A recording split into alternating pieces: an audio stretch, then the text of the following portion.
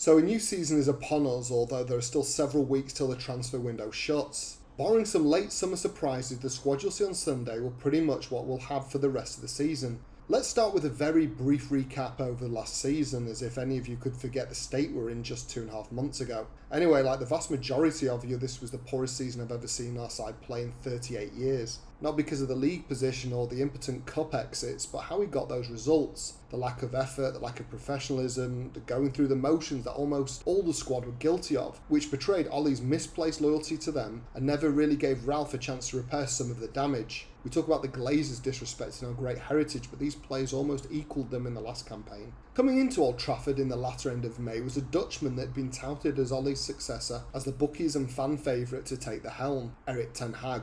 Coming from Ajax, Ten Hag from the start looked to be no nonsense, just wanting to roll his sleeves up and get on with the massive projects of rebuilding our great club. With a new philosophy, mentality, playing staff, coaching and other changes he could make, this could very well be the biggest overhaul since Fergie turned everything upside down in the mid to late 80s. Personally, I was very pleased that this deal was done, as he was my first choice. I don't watch Ajax week in, week out, but I have a lot of respect for the club and our perceived shared values of playing attractive attacking football, bringing through youth, collecting silverware and conquering Europe, to name but a handful. In addition to that, his style of play has been self-described as proactive on and off the ball. That means there'll be a lot of possession and press, slick passing, and his players will have the minimum requirement of being technically gifted. Being good at graft whilst not being a particularly gifted player will no longer be good enough for the likes of McTominay to be assured of a place in the squad, never mind play week in, week out anymore. Plus the guy's a winner, turning around a genuinely failing Ajax side and turning them into league champions season after season. And let's not forget their heroics in Europe, despite having a young side that was producing starlets and not buying expensive established stars.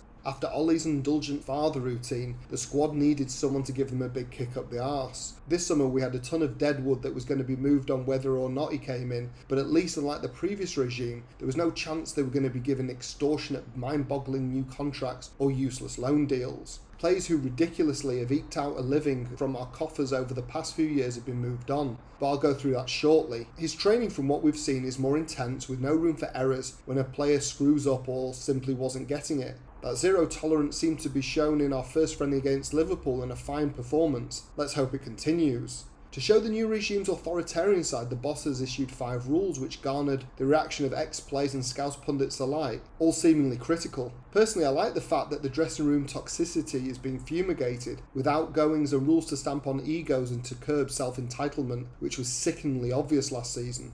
And whilst I love our former players, my video should be a testament to that. I've no interest in what they have to say and how it won't work. If Scouse pundits are critical, it simply shows me that Ten Hag is moving us in the right direction. However, one decision that is made, for which he's received some backlash on social media from our fans, is the continuation of Harry Maguire as club captain. For a man that'll have to battle to make the starting lineup, it's pretty rich to have him as the club's leader of men. On the other side, who else could have taken the armband? Bruno maybe? David De Gea? Doubtful. So it's more Hobson's choice than Maguire was the right man for the job. On to the club's ins and outs this summer, and one of the biggest changes, at least in recent years, is the massive shift in playing staff out of Old Trafford. So let's start with how we've cut the fat. As I write, not even speak this, 13 players have left the club this summer, and 2 other senior players are out on loan. To be fair, at least half a dozen of those are youth players or fringe squad players, so it's not really a massive issue. It was just natural selection. However, at long last, one of the worst signings I've seen, for all the reasons you already know, finally left Old Trafford as Pogba moved to Juventus, minus a knee. That wasn't before the injured personification of United's hemorrhaging of money and self-respect was offered insane contracts to stay on, which thankfully he rejected for less money in the end. And this is the only thing I'm grateful to him for. And of course, one half of a Manchester derby. Joining him was someone almost as tedious but definitely more bittersweet. Jesse Lingard was looking excellent 4 years ago or so, a cracking cup final winning goal, deserved England's starts, and despite his puerile, arguably obnoxious personality, still looked like a solid squad player at the very least. But he lost his way too, and you can't blame Pogba. That's to be some personal responsibility. Anyway, he's Nottingham Forest problem now. That said, we did lose some solid, albeit at times uneven performers on a free, including the superb yet past his best Juan Mata and El Matador Edinson Cavani. I wish them both well. Nemanja Matic also left, and whilst he clearly had his best years in blue, I still hope he does well at Roma. Andreas Pereira is a loanee no more, and so no more pre-season Pirlo. He should never have been held on to so long. Further to those movements, Dean Henderson has a season-long loan at Nottingham Forest, which he's already tarnished by slagging off our club and management for making him sit on the bench for pretty much all of last season. If he wants a future at Old Trafford under Ten Hag, this petulance isn't going to do him any favours. And just now, as I write, Alex Telles has gone to Sevilla.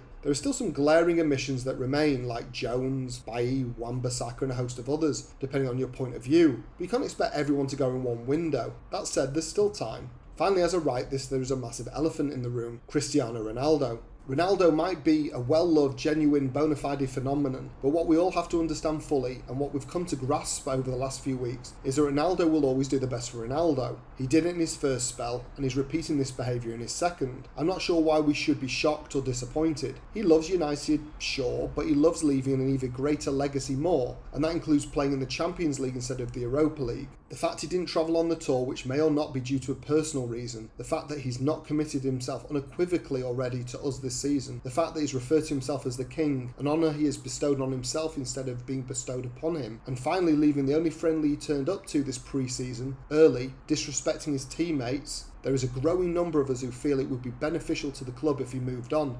On to the ins now, and our Dutch manager's strategy in the transfer market seems to be to go for current or ex-Ajax players. Failing that, go Dutch. Yeah, that's simplistic and a generalisation, but if that's right, I don't think it's an awful strategy. Going for players that he trusts that were under him or players who he's familiar with from their efforts in the Dutch league is fair enough. Also, buying Englishmen comes at a premium, and we always seem to be overcharged anyway, whoever we go for.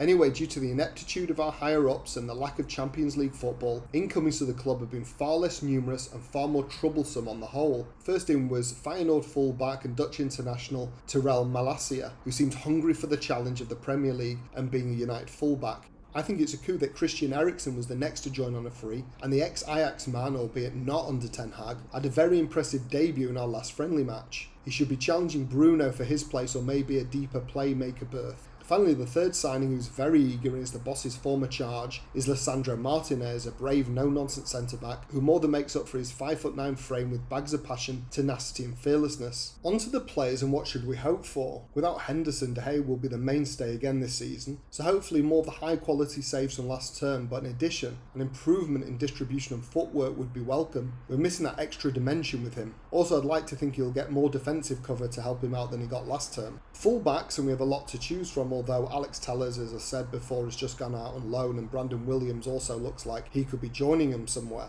Shaw has a lot to prove after a dire drop in performance last year. The new boy Malacia could be the new attacking channel, whilst I hope Wan-Bissaka goes by September the 1st. Delort therefore could have his opportunity. Centre-backs. Bailly's another one who could and hopefully will be on his way, but Stubbling wants to stay at Old Trafford. Whilst I appreciate that he wants to play for his place, he's too injury prone and inconsistent. Whoever the main centre-back partnership will be out of Martinez, Varane, Maguire and Lindelof, they have to be far more commanding than their counterparts last year. I think Martinez will be first choice, and then on paper it should be with Varane. It seems like a bit of a mess for the boss to sort out. Into midfield, and I think it'll be less McFred, but possibly the same amount of Fred. Probably partnered by Eriksen unless De Jong can be finally captured or an alternate is found by the time the window closes. Although Eriksen might be fighting for the number 10 role with Bruno. It's now or never for Donny van der Beek with his old boss in charge. Will he prove his doubters wrong, or were Ollie and Ralph right all along? We're going to finally find out. On the wings, and Rashford looks more confident already under the Dutchman. Sancho could be troublesome for the opposition defence on the right, but where will Martial play? It also looks like a change in management has done him the world of good if the friendlies are any sort of indication. Will he be battling with Rash for that left side berth, or as an out-and-out striker? Is he good enough for that role? And what price Garnacho? And the other youth players coming into the side? And what if Ronaldo stays? The other youngsters like Garner, Elanga, etc. will be groomed by Ten Hag for inclusion in the starting lineups, but unless they really impress, most of them, if not all, will just get a relatively low number of starts as rotation options. It'll be interesting to see how that pans out, and what a man who is amazing with young players can actually do. United's opening 10 fixtures look like a mixed bag, and for the record, 6 of them are away. Brighton are the side's opening day fixture, but despite being a mediocre club, they've caused us problems in recent years, so this is a good test. That game being followed by Brentford Brentford is good, as I think they may have a tough second season in the top flight. Obviously there are some massively tough matches in there too, with Liverpool at Old Trafford in the third game, Arsenal in early September and City almost exactly a month after that. There are some straightforward games like Leeds at home, but our other easier matches are all away. Southampton, Leicester, Palace and Everton. I think we should hope for the best, prepare for the worst and understand that we should back our new manager. Success will probably not come quickly, but we shouldn't turn on our side and each other as we've seen all too often on social media over the last couple of years. The manager's targets, well, he should be going for a top 4 finish, trying to make the best out of the domestic cup runs and to also go all out for the Europa League. It's silverware, it provides much needed Champions League place and it's doable. The domestic trophies are more about luck than anything else, but a run in one or the other to the latter rounds as a target. So these are his aims in my opinion, but do I think he'll live up to them? I think a top 4 finish will be very challenging, especially if we fail to recruit some more established talent. It could well be top 6 rather than top 4. We'll be vying for the Europa League spots or better, but it's not only City and Liverpool we have to go against. There's Arsenal, Spurs, Chelsea and possibly West Ham, who all look like tough opponents. Top 4 will be too difficult in all honesty with the level of development of Ten Hag's squad. The domestic cups will be a bit of a lottery depending on who we get in which round and the side's current form. Even the League Cup now is not a trophy that clubs vying for the title and Champions League ignore anymore, so I think that will be a bridge too far. If we're lucky we might get into the semis. However, I think a Europa League win could well be within our capabilities. Even sides who drop out the Champions League to join this competition at the latter stages don't tend to pay a great deal of attention to it, which could be to our advantage. We should have every chance of making the final at the very least. So that was United's 22-23 pre-season preview and how I think the new Dutch regime will pan out in its first attempt. I want to be proven wrong with an overperforming United side, but being realistic, remembering how bad we were last year, a new manager, however good, cannot work miracles, even with the removal of most of the rot. Any boss, even ones who are successful now, needed time to make it work. We have to be patient, revel in our victories and be understanding in our defeats. So what do you think? Do you agree with my assessments of the Dutchman's arrival, the transfers, the players, how we'll do? Or am I way off? Comment below, like, share and subscribe. Thank you as always for your support.